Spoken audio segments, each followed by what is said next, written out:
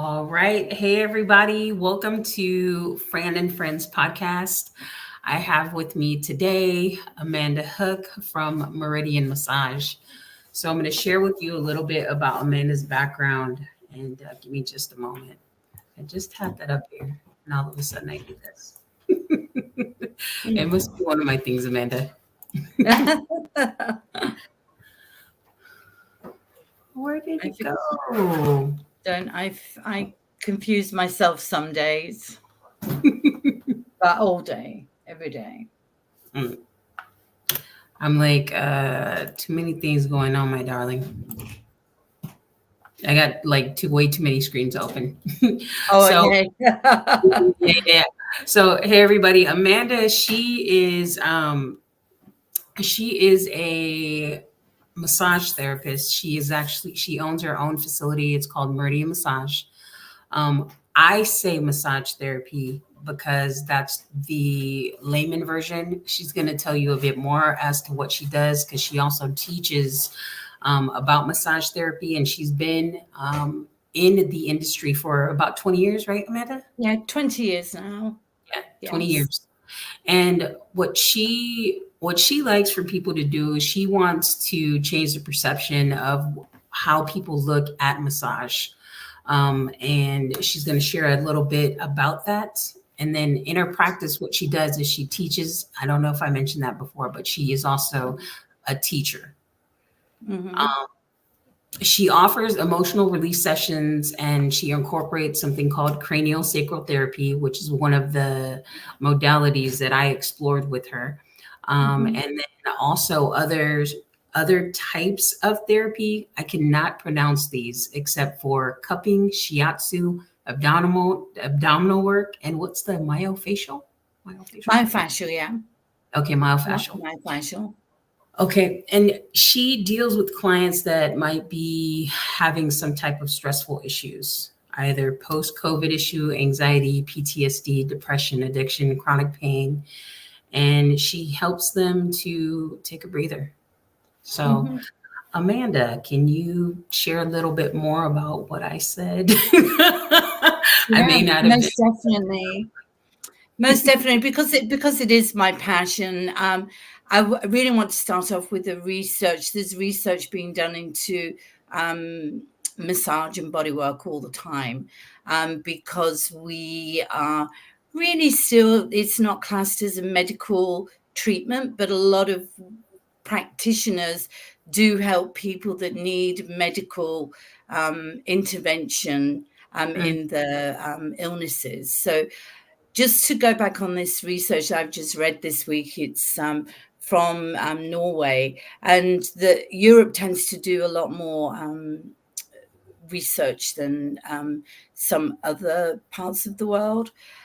They have been looking at the effects of massage and touch on people for mental issues, stress issues, just all different types of issues that are, but pretty prevalent nowadays. And the results of this particular was one of the results of this particular research are that touch does help with stress. Touch does help with mental illnesses within babies who are born prematurely and have illnesses and need to put weight on. Actually, the more touch they get, um, the more they put on weight, and the the more faster they that heal, the faster. they Yeah. nurture and they grow and they become part of the world. And with adults and with children, and then these are newborn babies all the way up to, the elderly. It's not saying that any certain type of touch is better than another. So maybe a massage or deep tissue massage or Swedish massage or myofascial massage or anything. It's just how frequently they get touched. Yeah, I read something about that where the babies, when they are in ICU, that the Hmm. parents, when they do, it doesn't have to be a parent, just when they No. do have touch, they can heal faster as well. Is that correct? And that is correct. So an awful lot of neonatal clinics do have people who just go in when the parents obviously can't be there 24/7, or the Mhm. nurses can't be there 24/7. You can volunteer to just go and hold babies, You because that can? touch. Yes, you can volunteer. You have to go through a process first, obviously, training, but you can volunteer to actually go and help and hold preemie newborns who actually need this touch, because the touch wakens up the peripheral nervous system and gives us, and we all know it's like when we need that hug that day just to feel secure. It's not always even a massage. Someone just holding your hand can bring you to tears because you're like, oh my God, someone's touching my hand. Oh, This is all about touch. And with an awful lot of people, they don't get a lot of touch since COVID as well. That's why I put long COVID in the details of who we help with. An awful lot of people became very isolated, yeah. and they became so isolated that some of them are still a little in fear of going out into large crowds, going out anywhere near people. So they're not getting touched at all. And Hmm. with that, they're closing themselves off. Their nervous system is not getting any reaction. They're not getting any what would I say, stimulation, and their body's not stimulated with the touch that other people are getting. Even if you're just in a workplace and you do hold hands or give each other a hug every now and then, or we stand there and go, I need a hug right now, because our nervous system's telling us we need this for our Right. nervous That system to connection. reset, reconnect, feel Yeah. safe that somebody's there. I do that, and then my daughter, she does that too. Like when Uh-huh. she's like, "Mom, I just need a hug," and it does that energy, that exchange of energy. It does. It feels so good. It feels, I don't know. It's. I feel like it's stimulating, and It then is, and that's what he's doing, is stimulating the nervous system, mm, and also giving you and your whole a a a feeling of safety. mm, It's a safe place, and especially when we do feel in fear, or we feel that we're not enough some days, or we just need reassurance. We need that person, even to just hold space and hold my hand, or what? hold someone's hand. So I have a question from TikTok, and they asked, "What about people that are opposite, like that don't like the touching? Is there another way that they can be, I guess, stimulated, or how does that work? I Mhm. guess as an approach versus hugging or high fiving." Okay, and that's where some work like cranial sacral therapy or shiatsu comes in, Mm, because shiatsu could be done fully clothed, with blankets on you, and the touch isn't really as much the palm as it is a soft fist, and we're actually working in the body and working in the energy systems of the meridians, and then we're actually creating this energy and trust and safe space as well. So shiatsu is usually one that I suggest to people, because I've come across this in the 20 years of doing what I'm doing.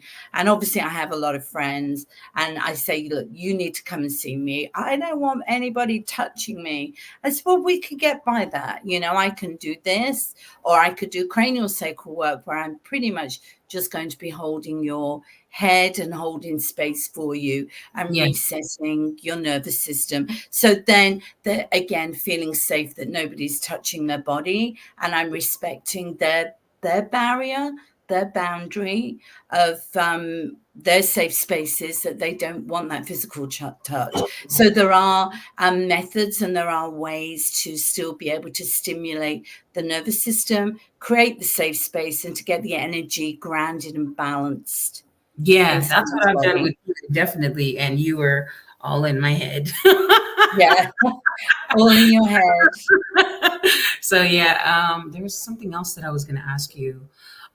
With therapy, like what is the history of therapy? I know you mentioned something in your email about how therapy was viewed as one way, and now these days it's different. It's more, Mm. a, I guess, bodywork application. Yes, I think just as the history of massages come through all of the centuries that it's been through.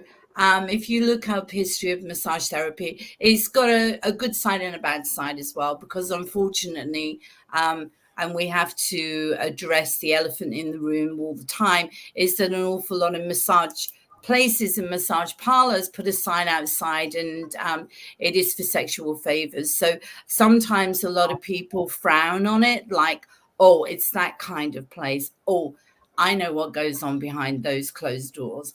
Yeah. So as massage therapists and as body workers, we have to still deal with this. But we respect that we have to deal with this, because it is also used as a front for human trafficking. And we have to be aware of the places that are offering massage but aren't really massage establishments. That's the one thing. But then the other thing that we have to look at is that over the years, everybody's really thought of massage as being somewhere you go to a spa and you get a relaxing massage, and it usually costs you, $250 for a 1 hour massage or something. And those are still touch, they're still beneficial, but they're not really available to everybody. Now body workers and massage therapists are really developing their skills, and we've got more research. We have more case studies that actually show that massage and body work help for pain management. The CDC at the moment actually suggests, rather than opioids or medication that we've had a terrible problem with in America with addiction, that you actually look at things like craniosacral therapy or somatic therapy, or you're looking at myofascial work to actually help with pain in the body. The cancer wards nearly all have massage therapists helping with post-treatment on most oncology wards. Also babies, as I say, neonatal, for very hands-on. There is a actual project in LA called the Heart Touch Project, and anybody can go and take their courses over a weekend, which actually shows you how you can help geriatric people in hospice, people who are bedridden, babies, all touch contact. So the actual development and the understanding of massage and different forms of body work is that it is beneficial for many ailments, from anxiety, depression, to pain management. People who've got chronic pain, stress, headaches, migraines, just really the list goes on and on. PTSD. I deal with a lot of children with ADHD with craniosacral therapy. It actually is more people are becoming aware of the benefits now, where I would say even when I started 20 years ago, it was more, you just go there if you can afford it, and it's a luxury. Now I believe it's more of a necessity than it is a luxury, and more therapists like myself are aware of their pricing. So we put our price so that people can afford to come. And we work with people if they need to come on a regular basis. We work a plan out for them, because unfortunately, the medical profession, the medical insurance companies, some insurance companies cover, but not all. But we're going to get there. I give it 5 years, and massage will be a general thing on, because it's becoming so much more aware of the benefits of the different types of body work. This may be related or maybe unrelated. Are you familiar with Mel Robbins? No. She has this book called The High Five Habit, and she's like a self-development guru, and she talks about like high five and touching someone is like an exchange of energy, because high five is associated with everything positive, because whenever you're doing a high five, it's like, oh, okay, yeah, here we go. It's like hyping up, almost like an increase of dopamine. And I was thinking, oh, okay, that makes sense. If touch does help us to heal, also makes us happy, then that might be the same application. That's kind of what I was thinking. Oh, Like yeah. it's Any kind of touch or energy transference like that will help. okay. And especially when people are feeling down, that's all they need in a day is maybe a high five or someone to just recognize that they're there. I do a workshop on emotional release. It's like just a 4 or 5 hour workshop, and it's purely online, just for people to be able to identify someone who probably is getting themselves into this dark place, Mhm. and they need somebody to just reach out and, like you say, do a high five or just say, can I hold your hand, and not even say anything, because that sometimes you don't know what they're going through.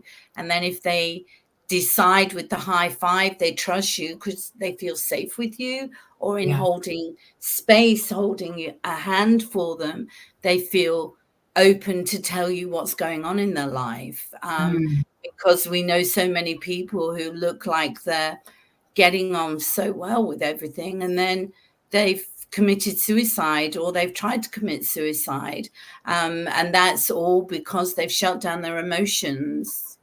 Mm. They've armored, what we call armored themselves up, because as each hit hits, they put an armor on it, and they've just been taking all of everything, whether it be at work, whether it be at home, whether it just be outside world in general.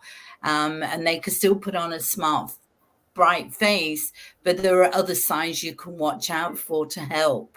And sometimes just that recognition of the high five, hey, good job, buddy. It's like, oh, someone is actually noticing that I'm doing something, or does notice I'm here. Maybe things aren't all that bad, you know. So yes, it's all recognition and touch. I do remember one time in class, this young lady, she came in and I noticed that she was crying, but I didn't say anything to her. I seen her hugging one of our colleagues. Hmm. And afterwards, I said, I don't know what's going on with you. I'm not going to ask you any questions, but can I give you a hug? Yeah. And she was like, yes, I'll take the hug. And she stood Yeah. there with me for like maybe 5 or 10 minutes. And Hmm. cried even more. She's like, thank you so much. Yeah. So I guess it would be good for us to recognize if we do see something or feel like an energy shift from someone, to Hmm. ask them if they're okay, right? Or just to Yeah. be in their space and hold some space for them. Exactly. And it's all about holding space. It Mhm. really is just being aware. And that's what I say in the energy, in the emotional release classes, just, just connect with them on just a slightly different level. You don't always have to say like, I'm worried about you. Just say, hey, when we have a break, would you like to sit and have tea together?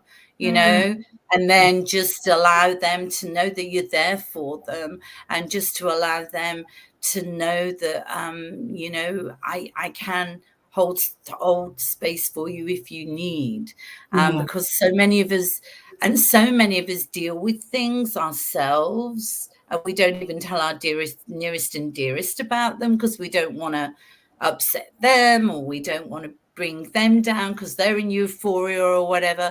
Sometimes there are things we keep to ourselves which we should share with others, but it's difficult. Right. Even Right. I'm difficult for that, and especially I think yourself as a mother. Sometimes we tend to keep our own shit to ourselves, and we deal with everyone else's shit on a day-to-day basis. Totally. But it's like, well, who's here for me to deal with my stuff I've got going on? So we tend to like leave it here, and then all of a sudden it just comes out one day, like Oh my this. God. I feel when you said that, I felt like tension in the back of my neck. I'm like, yeah, who's gonna carry my load? And it's still something for me that I'm still working through, because it's not about me right now, but you're right. Mm, Who does carry our shit when we're carrying everybody else's shit? mm.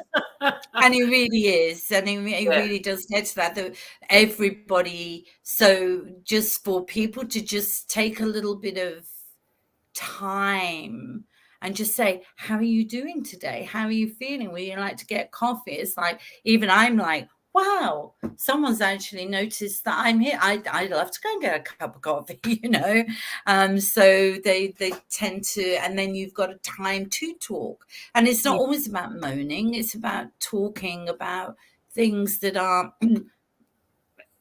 just becoming layers on us. We've Yeah. build up these layers, and these layers are emotions covered with armor, emotions covered with armor, whether the emotion could be joy, the emotion, it could be a happy feeling you want to share with someone, you haven't got anyone to share it with. It could be a fear, it could be grief, it could be all sorts of different things that you're holding on to.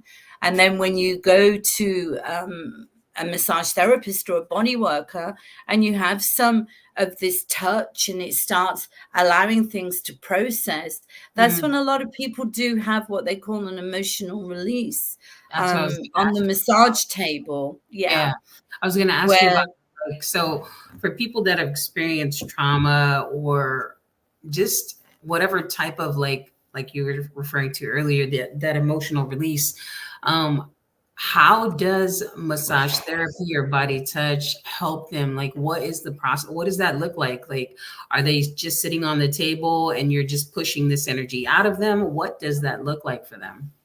Well, for a lot of the time, people who've maybe had trauma of some sort, there's different types of trauma that enter our body as well. So we can have a trauma as such where we just walked into the wall and stubbed our toe. That's Mm, still trauma to the body because we've hurt ourselves and there's some pain there, and that can hang around for a little while.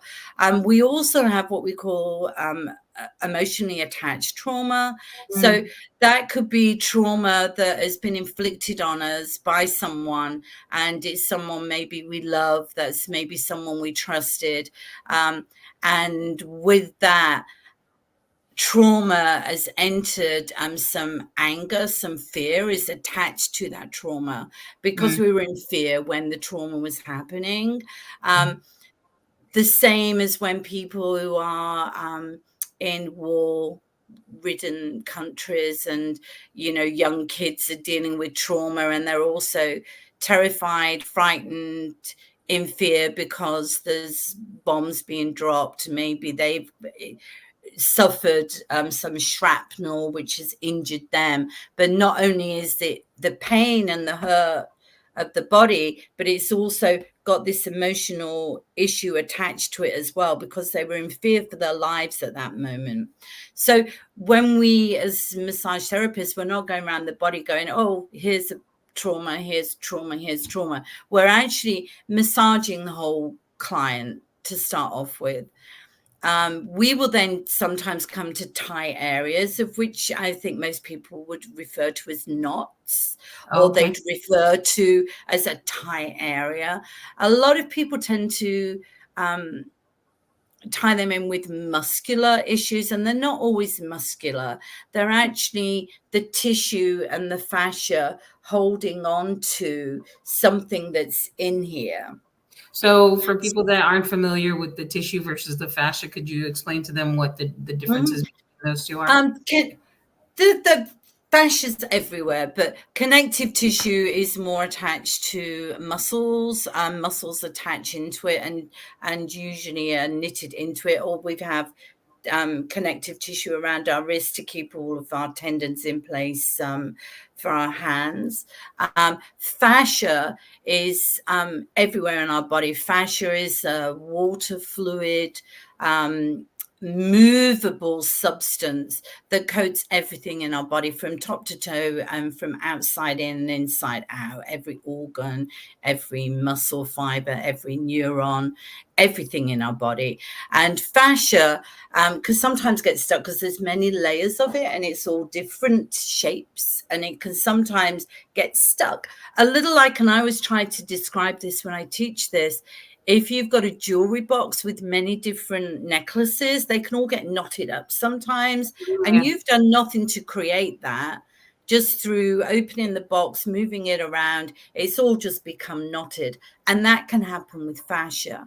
And that's usually what happens when there's trauma or something held in our body, because the fascia has just knotted itself up, because it's like, I don't want to deal with this right now. So we're just all going to get stuck. Just stay right there, hang out, right? Yeah. Also, too, what's the difference between, like, or can we identify the difference between what an emotional issue versus a muscular issue? A lot of the time, yes, because when it's an emotional issue as a therapist, we can sometimes tell that it's holding on. Where it's a muscular issue, we can usually work our way through it. Oh, so like you can actually push, yeah. So you can push it out when it's just a muscular issue, and then you said the emotional issue, it just stays there longer. It holds on. It sometimes will let go when it's ready to let go, not when you're trying to let it go. Okay. So we have this an awful lot with the work that we do with emotional release, with cranial sacral work, and we introduce myofascial work in there as well to work with the fascia that is all knotted up. We can sometimes have where we could spend maybe even 2 visits, and we're like with the client, it's going to let go when it's ready to let go. But at the moment, it's holding on. A lot of times that is because the client doesn't want to deal with that issue. So if it's been a deep-rooted emotional issue from your youth, or from your now 60, from your 20s, your body might be like, I'm not ready to deal with this again, because it's going to bring everything rushing back. You know, whatever it was, it's all going to come rushing back. So what was I going to say? So would they have to deal with the issue mentally first before it can be bodily released, or could it be bodily released and then it could be mentally released? Sometimes this is the type of work that definitely goes hand in hand, is working with maybe a psychologist and then working with a therapist, massage therapist, cranial sacral therapist, myofascial therapist at the same time. And I have quite a few clients where we work together, because the therapist has come to a brick wall and they're like, you need some help to bring it up. Okay. We're not getting to, we've come to a brick wall and we need some help to get this risen or taken care of. So that is when we work with cranial sacral therapy to start off with, and then work into more hands-on body work. And a lot of the time it does release. But then we also can have people who are just coming in for a regular massage, and we find these tight areas that we need to work with, and they can have an emotional release just in a regular massage, because their body is like, I've needed someone to do this for me and I need to get rid of this, and they get rid of it. Sometimes, sometimes on the table, sometimes when they leave the office, and sometimes when they get home, because their body's just been wanting someone to touch and help them get rid of the stress, the trauma, whatever it is their body's holding on to. There were 4 massages that were mentioned inside of your bio, and I wanted to ask what those different massages are, and at what point, like what kind of application is needed for the different types of massages.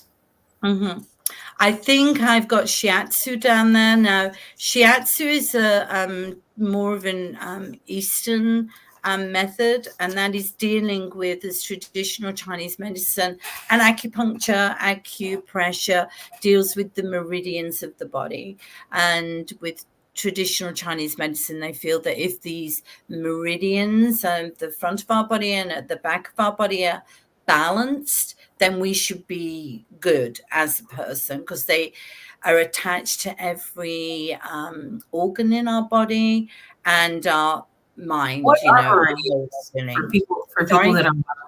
people that are watching for the first time, what are meridians? What are Meridians are obviously meridians and meridians around the world, which is one of the things that I feel like Eastern medicine and Western medicine should get it together. And if they did this, then we'd all be in such a much better place. And also, in traditional Chinese medicine, meridians are a pathway, and they're a pathway of energy through the body. These pathways can get blocked. They can get a little lazy sometimes. They can get a little overworked sometimes as well. So they could be too heightened. So they could be too hot or too cold. So traditional Chinese medicine works on the yin yang theory of everything should intertwine, and you can sometimes have too much of something, but then the day after not have as much of it, so that you get a balance.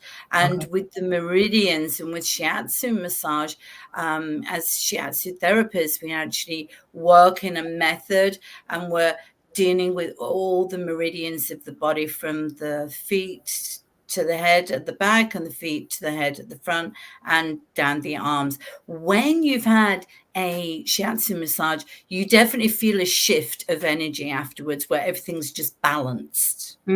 What does shiatsu look like? Because I know, thinking from like a little shiatsu machine, like I see the fingers going like this and this. Yeah, and that's going more like this. Well, shiatsu tends to work more with the fists. So you're actually moving like this all the way down the different meridians of the body, actually working at opening up the energy pathway. It also uses thumbs again. And there's an awful lot of this, which people, when they see it in the movies, this type of movement, you know, all around the body. And that, again, is waking everything up. It's stimulating the energy in the body to get it all, you know, all moving from top to bottom, rather than be generated in maybe one area. So that is shiatsu. It's becoming more people asking for it, more people being aware of it. It's been around in the States since like the 50s. I mean, the famous thing was that Marilyn Monroe, while traveling in the East, was sick, and they gave her a shiatsu treatment, and it went away. So she came and told everyone about it. So that has traveled. There are shiatsu schools here that just deal with shiatsu, and there are many practitioners, because we're lucky we live in a city. You can find shiatsu practitioners in LA, in Long Beach, in different areas. So that is a traditional Eastern medicine, and I like to promote this because I feel a lot of the time people are not looking after their energy pathways, and this opens them up with the abdominal, because there's a big part of the shiatsu massage is actually working in the abdomen, and Western massage doesn't ever touch the abdomen. So you go to different countries and get a massage, they'll generally give you an abdominal massage, but in America and England and a few other European countries, it's a little bit of an out of limits area. But there's so much goes on in our abdomen, energy wise. All of our organs are situated in there, so there's going to be problems. So just to get that circulation going again with shiatsu helps with many ailments, and many ailments from, yes, obviously tummy problems, but gallbladder problems, different lung problems, different heart problems, because your heart's situated under there as well. Circulation, lymphatic, all of these areas need you to get in the abdomen. So for the cupping, and also for the acupuncture, like, I guess what kind of symptoms do people usually come for, and why are those applications necessary? Okay. When would you use them?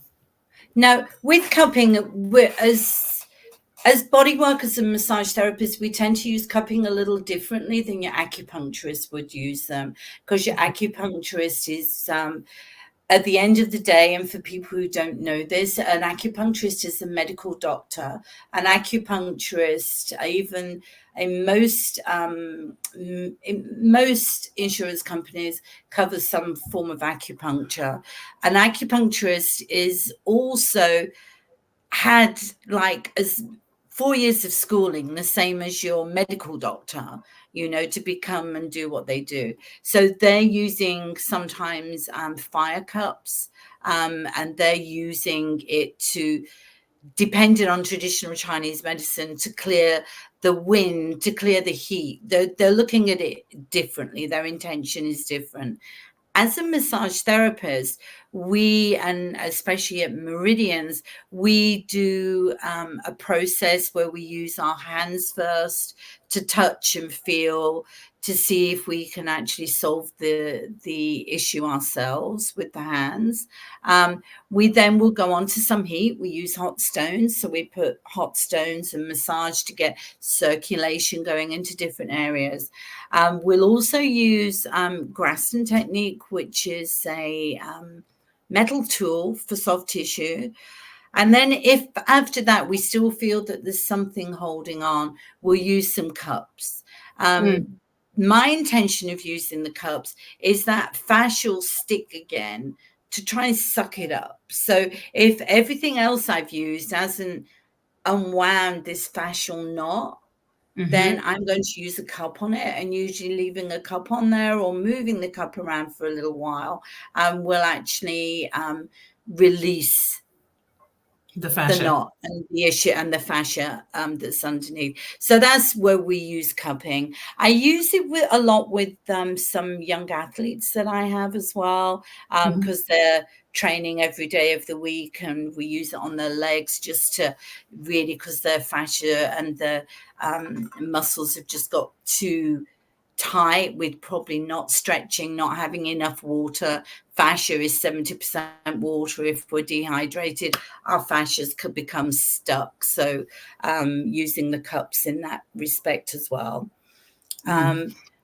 I'm trying to think of what would the other methods that I put down there that we do is obviously cranial sacral therapy, I think. Yeah, I think I saw acupuncture too, but I wasn't sure. We use acupressure. We're not acupuncturists. Yeah. So acupressure with different ailments, and especially with headaches, we use acupressure and the different acupressure points in the head to actually help with headaches. Now, these are where your acupuncturist would probably put the needles, but we use acupressure just with our fingers, just stimulating those points, those acupressure points on the head. And also, if people come to us with certain ailments, we will do research. We do have books that we've all been taught from, but sometimes you don't deal with things every day. So sometimes you've got to, refresh, look back, and we will with acupressure points, and we'll send clients away with, these are the points you need to stimulate every morning, and this will help your issue. Yeah. Speaking of, I was going to say, so we have about like maybe 5 minutes. I was wondering, is there something that we could, I guess, learn a technique for a client? I don't know, maybe how you were talking about acupressure points. If they are experiencing a headache, is there something that you would teach your clients to walk away with that? Definitely. The other thing that I would touch on as well, and just because I'm placing an order here right now, is aromatherapy to add in with your acupressure. So with definitely headaches, so eucalyptus is good to use. So you could always rub that on your fingers before you do acupressure. Peppermint is good as well, but you've got to be careful with peppermint, because if you get it near your eyes, it's pretty potent, and you'll be like this for hours trying to see again. So some actual eucalyptus on your finger and thumb. And then if you just go to from your actual eyebrow and just drop down until you drop into Have some what peppermint. I like to call the spongy indentation. There's Uh-huh. a little spongy indentation here. Okay. And just with one finger, as you find that, just do a little bit of pressure in, not too much. So do we Take a breath. massage it or just keep our No, fingers on just put putting pressure. So Okay. you're just going to be putting pressure in like this, not massaging at this moment. Just put pressure in. So find those spongy little holes there. Just apply a little bit of pressure. Okay. And then now that you've applied this pressure, just put both fingers up towards the ceiling together. So you're going to push them So you up push as far as they'll go. Okay. Come back down to center. Okay. Then push them down. Okay. And then come back to center. And now you can do a circle in all directions. So you can do it round in one way. What you've done here is you've reset your sphenoid bone, which is behind your eyes. And the sphenoid bone can be a real trigger for headaches because that bone is attached to every other bone in your head. And any pressure anywhere is going to pull this sphenoid, and it gets a little angry. Let me just show you my sphenoid. You said it gets a little angry? This is what it looks like. This is the bone. Okay. So, and it can get a little angry. So it gets stuck. So what you've literally just done is actually level it up, bring it down, and then you've pulled it all the way around. So it's actually leveled it out. So it's moving again, which is, I love this bone. But this can be, because it's attached to so many different, to every part of the skull, but then there's a lot of muscles and different, what would I say, different fluid that needs to move through here because it's in your head. If it gets a little off, it stops everything from moving properly. And that's usually the source of a lot of headaches because the fluid isn't fluid in your head. Yeah. So just doing this helps, but then you can also come to just by your nose. And again, in here, this helps with headaches and sinuses. Wow. In this point, bring it down to your jawline. And again, just in here. Okay. And then the final one I give, because I do it during my sessions, is just to get the ear, put one finger just inside the lobe, hold onto the meaty part, and just pull them away and breathe at the same time. And that'll clear sinuses, but it also helps with headaches. Oh, wow. Thank you for those tips. Now, 3 minutes of tips. No, that was good. Dang, I feel a bit more clear in that now that I've done that. Oh, I see that we have some comments here and I didn't even notice it. Okay, watching from Memphis, Tennessee. This is great. Oh, thank you for logging in, Carolyn. So, Hi, Carolyn. So I asked I asked you for 3 numbers earlier, so that was less. So I am excited to ask you those because it gives us a little bit more, I guess, of a personal view of Amanda. And afterwards, I'm going to have you share with people where they can find you. All right. So number 25, the first question is, what were you like as a child? I was perfect. No, I wasn't. I love it. I say this because my younger daughter and myself went to a meditation last month, and it was about finding your inner child. Mm-hmm. And it was a meditation on the inner child. And actually, we got to do some artwork, and we made these little stacking dolls. Oh yeah, the Russian dolls. Yeah, for a different part of our childhood. And I was a pretty good child until I reached my teenage years, I think. And then I become became very grown up very quickly and did a lot of things that maybe I grew up in central London, so everything was there. It was during the punk era. I'm 62 years old, so I have seen the Sex Pistols. I have seen all of these bands, and I maybe went out when my parents told me I shouldn't and got into trouble for it. So yeah, so as a child, I was, I was the oldest, so I had to look after my two younger brother and sister a lot of the time when my parents were working. So you take on that responsibility at an early age. But I did also have a slightly different side than I used to enjoy going out with my school friends when I probably shouldn't have been. So yeah. I can totally relate.